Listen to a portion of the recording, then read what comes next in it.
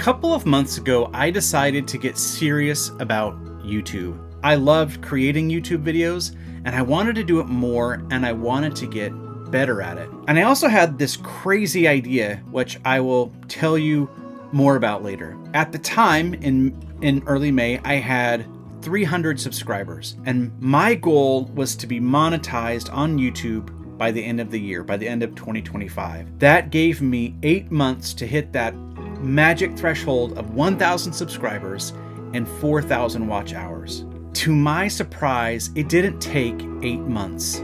It took 6 weeks. I'm going to be doing something different in this week's video. Normally, I make videos about photography and about the creative life. Today, I'm going to talk about what it's like to start a YouTube channel in middle age, and what it means to me that I got monetized at age 47, and how YouTube is changing my life even with less than 1,500 subscribers. I will share my path to monetization. I'll open up my analytics to you, including how much revenue I've earned in the first couple weeks of being monetized. I will share a fun way that I stay motivated to keep posting, and I will explain why I sincerely believe that more people, and perhaps especially people over 40, should be starting their own YouTube channels. YouTube isn't for everyone, but I think it's for way more people than realize it, and it may be for you. I'm going to be an open book in this video. Making videos on YouTube is one of the most fun and most exciting journeys I've ever undertaken, but it has certainly had its challenges too. In fact, I am probably the least likely YouTuber you may ever meet. I am an introvert. I'm a photographer who feels more comfortable behind the camera than in front of it. I've been known to bring cameras to parties just so I can wander around and not have to make small talk with people, even close friends and family. When I was a teenager, I used to say that I had a face for radio and a voice for the printed word. And so what I did was I became a writer. And yet here I am on YouTube, and I absolutely love it. When I posted my first video on YouTube in November 2021, I had zero experience making videos. I was a writer and an editor by profession.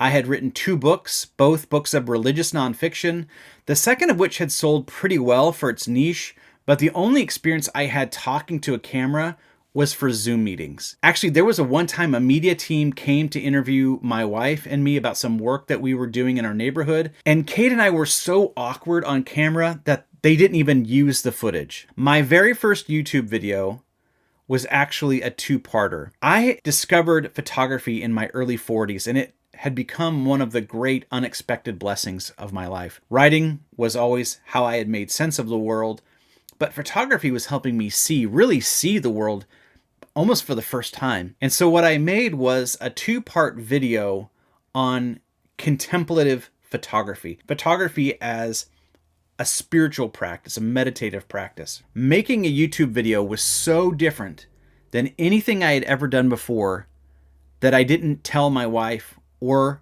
our kids what I was doing.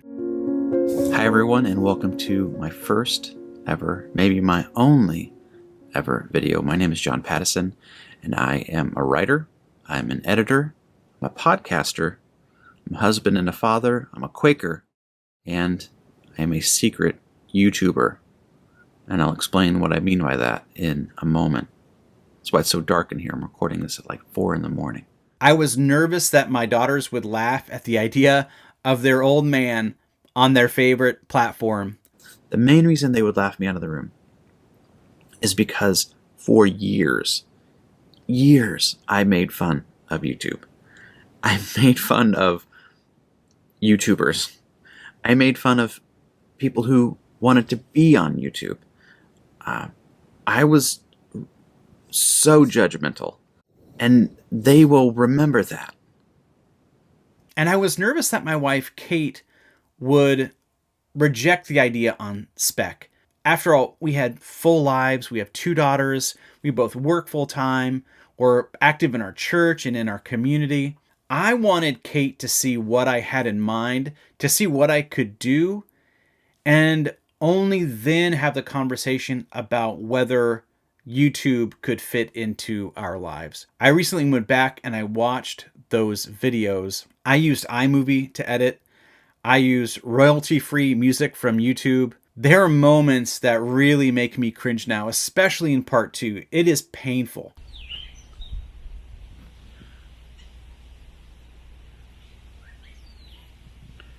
Well, I got my shot today. Everyone has to start somewhere, and so I still leave them on the channel. They will be there.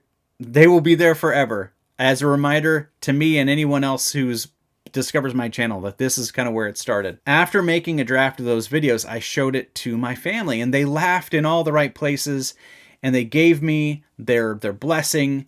And to this day, my wife and my kids are my biggest supporters. So does that mean that I was off to the races? Not at all, because over the next 3 years, I posted only 7 videos on my channel. I made a video about a photography trip that Kate and I took to Central Oregon. I made another one about a day trip to the Oregon coast. But a few of the videos I made during this period were actually drone videos that were less than 4 minutes long and really didn't have a story to them. At one point, there's a gap of 18 months between videos, and then there's an 11-month gap, and then there's an 8-month gap. And one reason that I was so inconsistent is that I didn't have much of a vision for this channel. I'm a storyteller, and I just love the challenge of creating stories in a new medium, but I didn't actually think that I could build a channel. Things started to shift though in November 2024. I started to make more videos. I wouldn't say I was consistent, but I was trying. It's like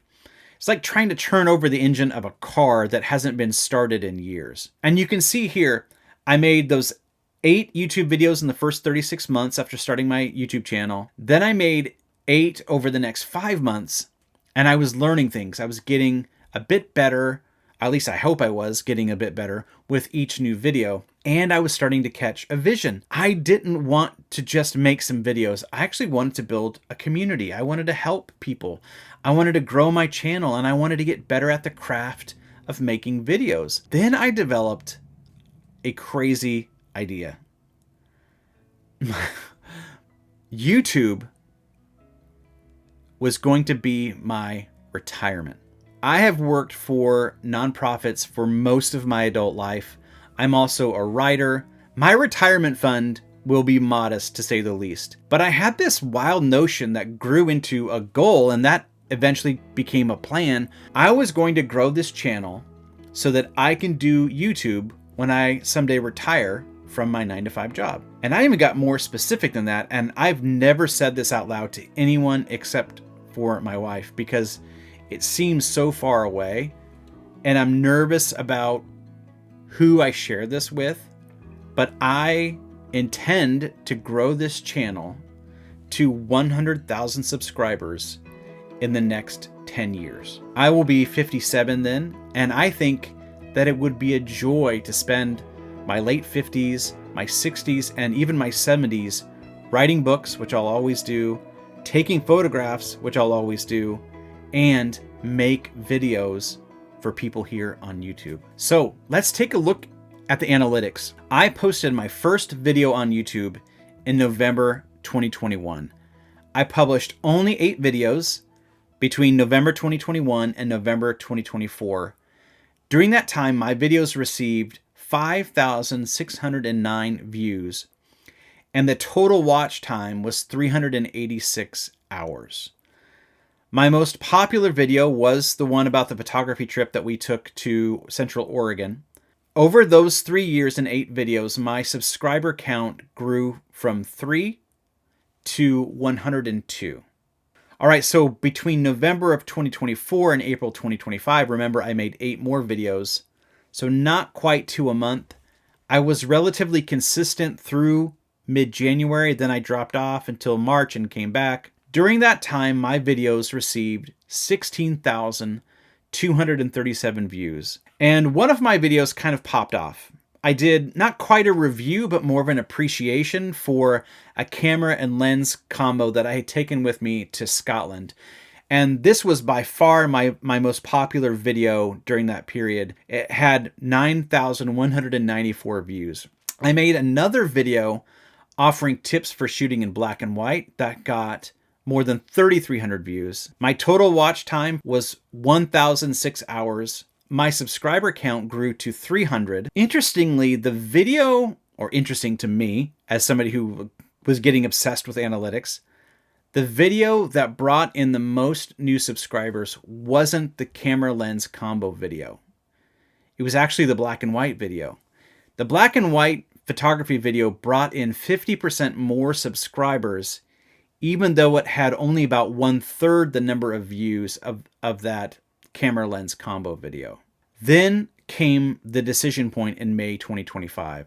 I was going to go all in on YouTube, not just as a hobby for today or as a side hustle, but as a platform for my retirement gig 10, 15 years from now. And as I studied how to grow a YouTube channel, the number one piece of advice I heard was you have to be consistent. And so in early May, I made the commitment to start posting weekly. And that is when everything started to change. If you remember from the start of the video, I needed 700 more subscribers and about 3,000 more watch hours to hit the monetization threshold. And I wanted to get there by the end of the year. I made 8 videos over the next 8 weeks. And you can see during those 8 weeks, from May 4th through July 6th, I gained 946 subscribers and more than 6,700 watch hours. And I hit the 4,000 watch hours a little bit before hitting the 1,000 subscribers. And so for a few minutes one day, I sat glued to my screen watching the live subscriber count inch up to 1,000. It happened. And there's nobody to high five. I'm alone.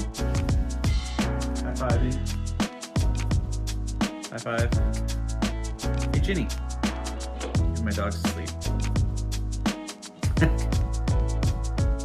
All right, well, we did it. During this period, May to July, early July, I had 3 videos that went viral, or at least viral by the standards of my small channel. One was a long-term review of a camera, the Nikon ZF. And again, I use the word review loosely because I'm not a gear reviewer. It was more of an enthusiastic appreciation of a camera that is somehow both beloved and seriously underrated. Another viral video that I made at this time was kind of a controversial video, kind of a hot take video about why I bought and then promptly sold the Fuji XM5. But the biggest hit during this period was a video about how I was gassy. Not that kind of gas. Gas, G-A-S, as in gear acquisition syndrome. Gear acquisition syndrome is this compulsion to constantly buy new equipment, often driven by the belief that more gear will lead to creative improvement or happiness, even if you don't actually need the gear. That video was the least polished of any video that I had made. I wrote out my thoughts on a yellow legal pad while sitting in a coffee shop. Then I went into my office and I hit record. When I couldn't figure out how to attach the microphone to the t-shirt I was wearing, I just held it. And that video did well despite, or perhaps because of how unpolished it was. It did help that the camera that inspired the video, the camera on the thumbnail, was the Fuji X100VI, which is maybe the most coveted camera in the world. But what became clear from the nearly 500 comments on that video is that people were really resonating with my struggles with gear acquisition syndrome. I wasn't the only gassy creator out there, and people were relieved to hear someone else confessing it, talking about it. My hot take video on the Fuji XM5, the one that I bought and then sold, got more than 16,000 views during this period, but only brought in 62 new subscribers. My celebration of the Nikon ZF had more than 27,000 views during this period, and it brought in 245 subscribers.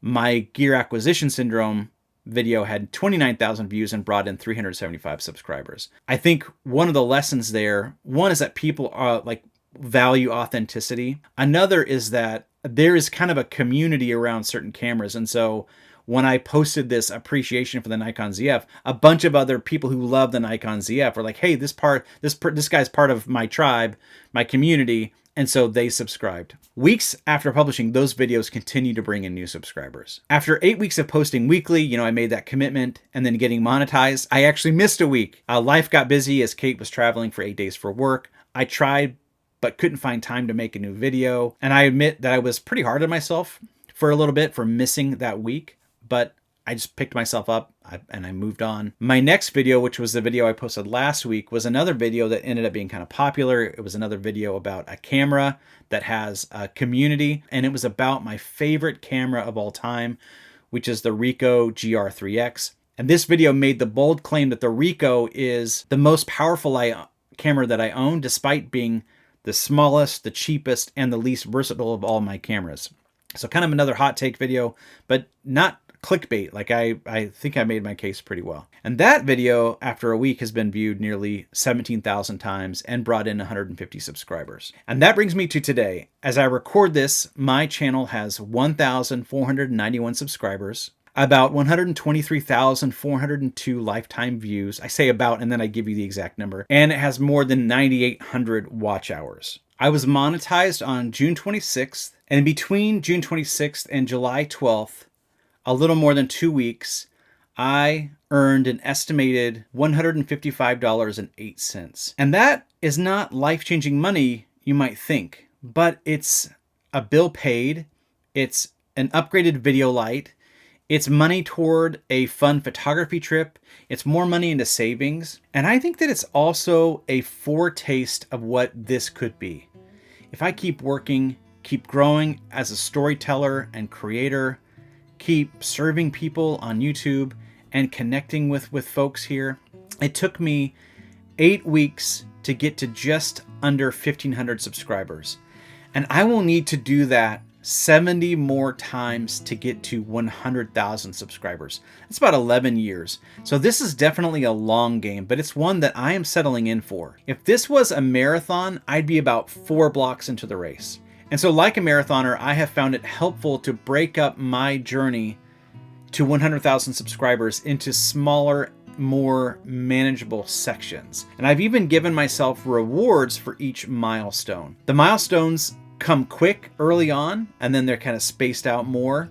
The rewards also start out very modest, but still fun. For 250 subscribers, I took Kate out for ice cream at Salt and Straw. At 500 subscribers, we went out for drinks. A lot of my rewards actually involve my family because they are a part of this with me. I'm making the videos, but they're helping me make it happen. I took Kate out for dinner at 1,000 subscribers, and my reward for getting monetized was a new YouTube light, the Amaran 60DS, which I installed on my desk a couple of days ago. My next milestones are at 2,500 subscribers, then 5,000, 10,000, and so forth. By 25,000 subscribers, we're actually doing some pretty cool things. And yet, even at less than 1,500 subscribers, it's not an exaggeration to say that YouTube is changing my life. Putting yourself out there is not easy, and I am regularly confronting my own insecurities. I think I'm too old for YouTube. I'm not good looking enough. My voice is too nasally. Have I always had all these bumps on my face?